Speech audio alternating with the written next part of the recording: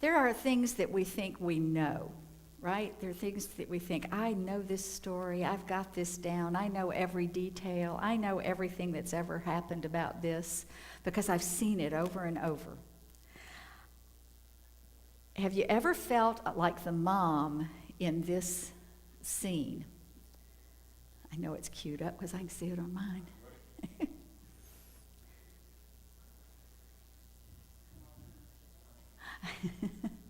This one turns itself off every now and then.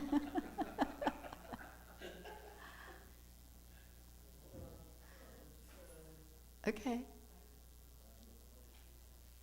We've been given our parts in the nativity play, and I'm the lobster. The lobster? Yeah, In the nativity play? yeah, first lobster. There was more than one lobster present at the birth of Jesus. Duh.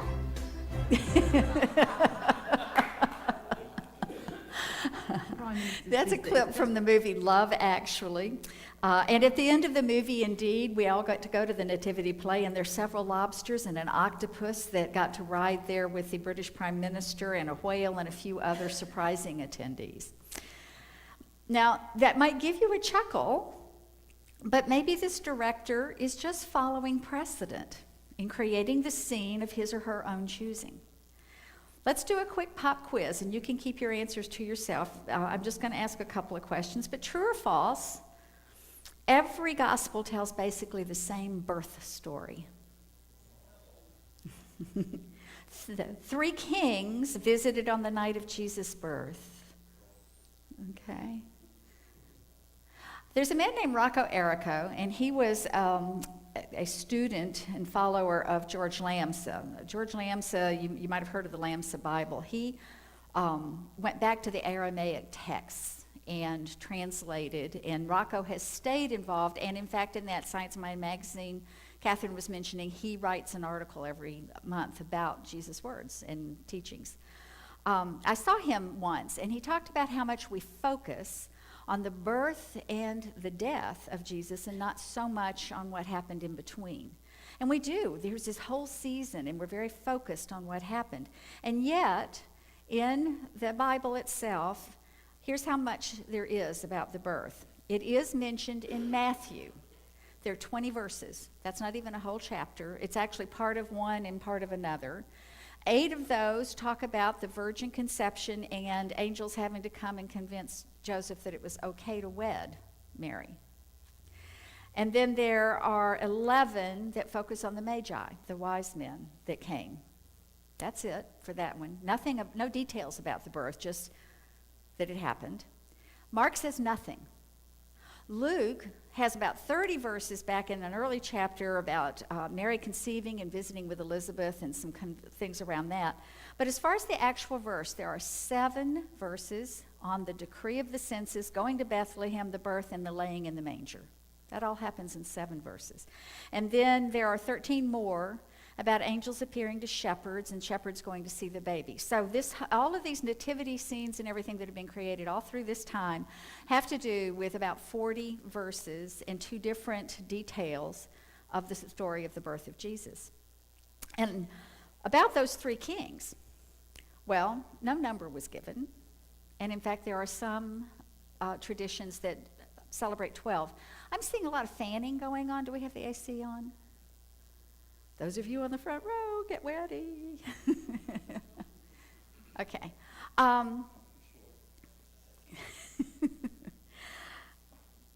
Okay. And one person I read in looking up the kings, because I was thinking about them as gift givers. One of the things I learned about the kings, this person said, the Bible does say that Herod and all of Jerusalem were concerned about this story they came to tell. And he says it would take more than 3, it would take more than 12 to get the attention of all of Jerusalem. He feels that there could have been 30 or maybe even 300 wise people that came. And they were not kings, they were astrologers. That's what the magus is a studier of the stars. And at that time they were considered wise because they understood the ways of the stars and they studied ancient teachings and may have been familiar with some of the philosophy that was behind Jesus' birth. So no crowns. And most scholars agree, although they don't know exactly how long, they came along after the birth. So they shouldn't be in the nativity scene at all, in theory, right? There's also no mention of animals, lobsters or otherwise. No mention that how they traveled to Bethlehem, whether there was a donkey and all that kind of thing. It's logical, it's possible, but it's not actually said. There was no innkeeper mentioned. And there's actually a lot of debate about whether there was a stable or an inn involved at all, that they may very well have been staying at a room at Joseph's family, his house. The manger, they was in a manger because there was no other room for the baby in the tight, packed house where all these people had come back for the census. So it may be that almost everything about our typical nativity scene is something we've kind of fabricated and built upon. So it's kind of no wonder, these writers and play directors and all have had to kind of make up their own around that. So what I want to suggest is that one gift of this season is that we have an opportunity here to review in a new light and question the things that we have taken as absolute truth just because we've seen them around us. We want to question what the source is for this information we feel so sure about. So in this case, you want to make sure you're coming from a trusted source. There's actually another British show. You want to, not just where you saw it, but who you heard it from. There's another show I love called The Vicar of Dibley. And in one of, I see some smiles. If you watched it, you remember. The children's choir comes to sing. They're caroling, and they come in, and the vicar is there, and she decides, well, I should ask them some questions, so, And what are we celebrating at Christmas? The birth of baby Jesus, right? Another couple of questions. And then she says, and where was Jesus born? And this little kid raises his hand. He says, in Dunstable. And she says, in Dunstable? And all the kids look at each other like, well, yeah, of course. Well, it turns out that when their teacher's mother told her that Jesus was born in a stable, she heard Dunstable, a town down the way. And so she had grown up her whole life believing Jesus was born right down the road and had taught all the kids the same thing. So you have to be careful in looking at what your source of information is and whether it is coming through to you by someone who understood what they were looking at. But one of the things about this time of year is that an enduring theme of it is this idea of light. The light in the dark. The idea of renewal. The idea of rebirth of ideas. The idea of the Christ consciousness. It's always been around. What we become each year is more aware of it. So it wasn't born there, but the awareness of it, the idea of that Christ consciousness was birthed in this season when Jesus came. But the other idea, the other gift I would like us to get is not to take things too literally. Don't get too caught up in the facts. If we did, we wouldn't even be having Christmas. Because one thing the scholars seem to agree on is that it was not in December, certainly not on the 25th. Now, I've read the fall and the spring, and they all have their different theories that they've come up with. But one time of year, they're pretty sure it was not, was the middle of winter. We borrowed the date, but the people that did that were not silly. They had good reason to come to this time of light in the dark. The celebrations we tacked on to decide to have this on December 25th had to do with light, with the sun, with things coming in the middle of the dark winter. So that idea is stayed with us. So it has meaning to something deeper within us, right? So whether it's the wise men or it's Santa that somehow sings to you. I know Sean, our singer on Friday night, said he just loves Santa. He doesn't know why he's so fixated on Santa. Well, because it speaks to something within about that benevolent and lavish giver, that one that gives the very thing that you need. And so if that's what it's speaking to, then this is a wonderful tradition. Whether Santa really exists or not, whether the wise men came at all or when, doesn't matter. The important thing is what it says to you. It doesn't really matter whether there were cows and sheep or trees and holly or lobsters. What matters is that idea that all things are in adoration. We're all in a oneness together celebrating this, that we don't take ourselves out of the picture of all of creation. The fact that subsequent events may have caused these stories to go back and get embellished a little bit about the birth after we found out that someone came along that fulfilled Jewish prophecy, the fact that they came back and started kind of trying to weave some details all the way back, doesn't take away whether this was a fulfillment. It just means we didn't know it at the time to record it. Just like, we don't know now, we do, but at the time we didn't know that our baseball cards and our Barbies were going to be worth a lot of money. And so we didn't we didn't keep them in their packages and hang on to them and not let mom and dad throw them out when we moved. We had no idea. So the fact that we found out that there was value down the road a bit and then went back and took a closer look at how it all came to be doesn't diminish what happened. So what does this have to do with us here? Well, when you come here, one of the things that tends to happen is you start having to question some things you've been taking for granted all your life. We like to think of ourselves as shining a bright light into the darkness.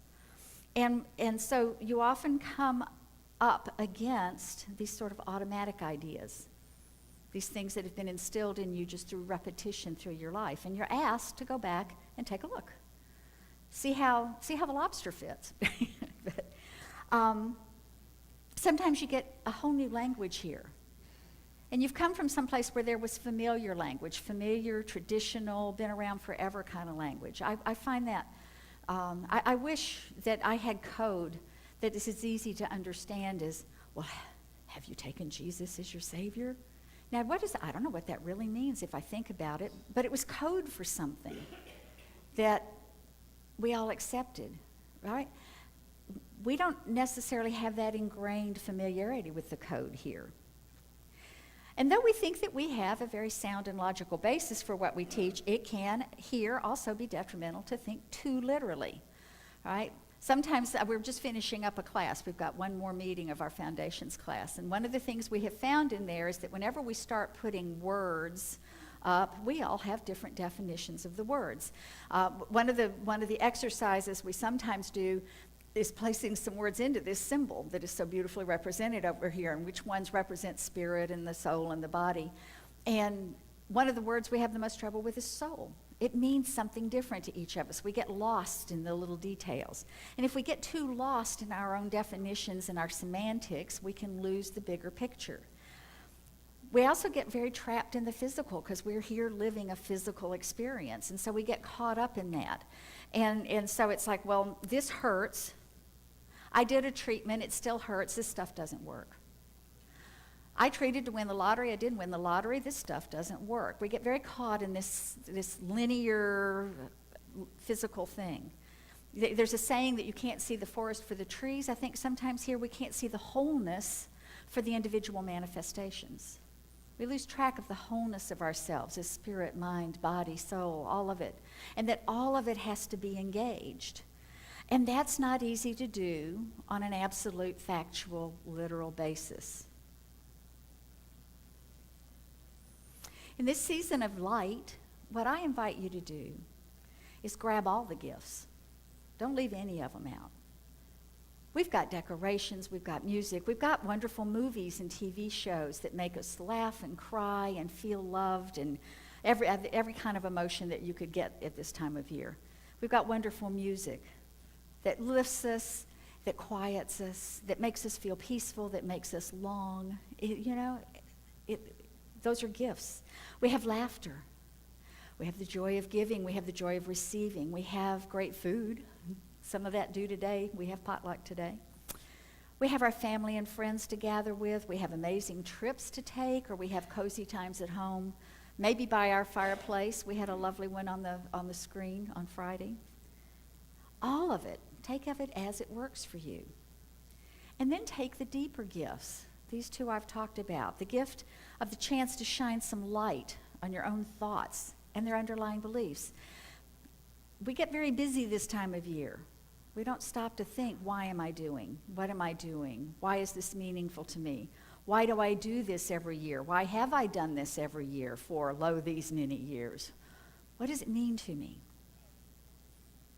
Did these beliefs come from a teacher who didn't understand the teaching, like Dunstable? From a culture around you, like the typical nativity? From the creative pop culture, like the Lobster edition?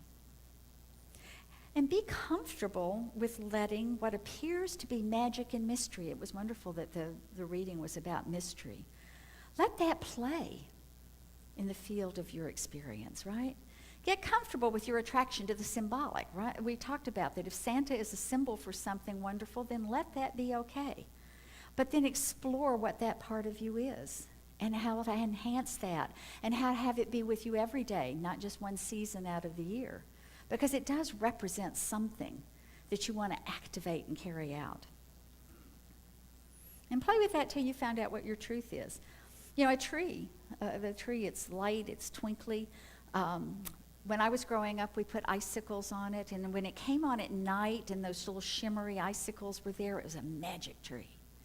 And that's kind of what it represented for me. I would sit in awe of the tree because it was magic made manifest right before my eyes. That's what it would seem to represent. So touch into those things. Most of all, just let it be meaningful. Don't get too busy. The one thing about the Nativity that is universal in all the versions we see about it is that it is about adoring a child of wonder. It is about some combination of actual people, symbolic persons and beings coming together to adore an expression that has come forth. And we each are equally adorable expressions that have come forth. Now, this season isn't always about joy. This is you were talking a little about that. It could be a season of sorrow with a recent loss. It could be a season of aloneness this year. It could be a season of lack, one filled with regret or anger. We have people here, we call them practitioners and ministers, who are willing to sit with you with that and treat for you and work with you. We are like a family. We want to share high points. We want to support low points. We want to celebrate the joyful things. It's what family does. So, and I actually kind of wanted to drag Nick over and show him, I want you to come home for the holidays. Come home for the holidays. Let us be that loving family represented by the Nativity. Let us play those roles in your life and adore the wonder of you. Thank you.